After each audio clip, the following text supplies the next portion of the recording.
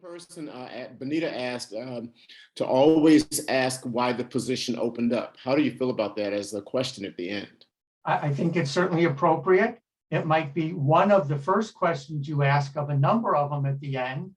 It's out of curiosity. Was it turnover? Was it a newly created position? Was there new business? But it certainly, I would vote thumbs up for that question. Okay, I'll take one more. Milry, I'll defer to you. Well, I see a question here from Renee. How about salary expectations based on industry standards?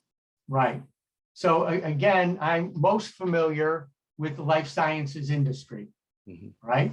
And I've benchmarked salaries doing this for companies I've worked with.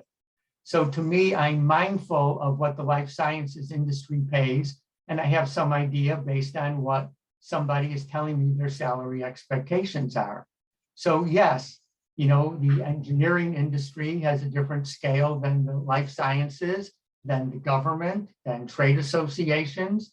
So I think it's worth being mindful of the industry that you're interviewing for.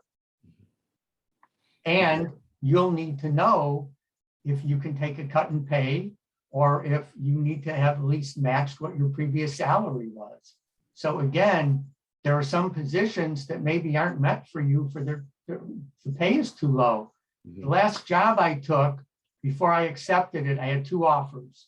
One was 5 minutes from my house, but I'd have to take a $40,000 cut in base salary.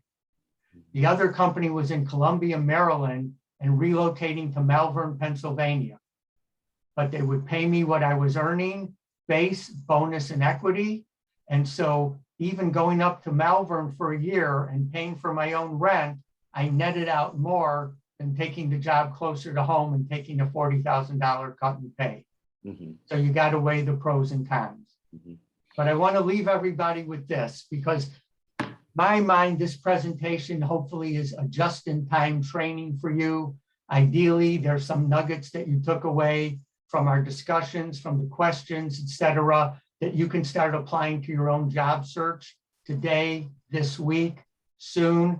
So I challenge each of you that in light of this presentation, what are you personally going to do differently to improve your chances of landing your ideal job sooner? Okay. And I thank you for your time, and I wish you all the best in your job search. All right. Thank you very much, Al, for this sort of great on-the-ground presentation. I do want to just mention that one person earlier asked if you could just basically give the categories of your networking score sheet, which you sort of mentioned quickly. Sure. Okay.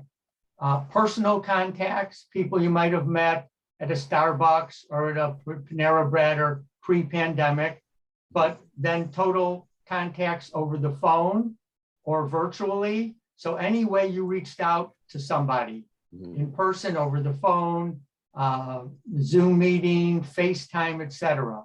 Recruiter contacts that you're working with, interviews you've had, jobs that you've responded to. So apparently it would be via email, I would think in this day and age.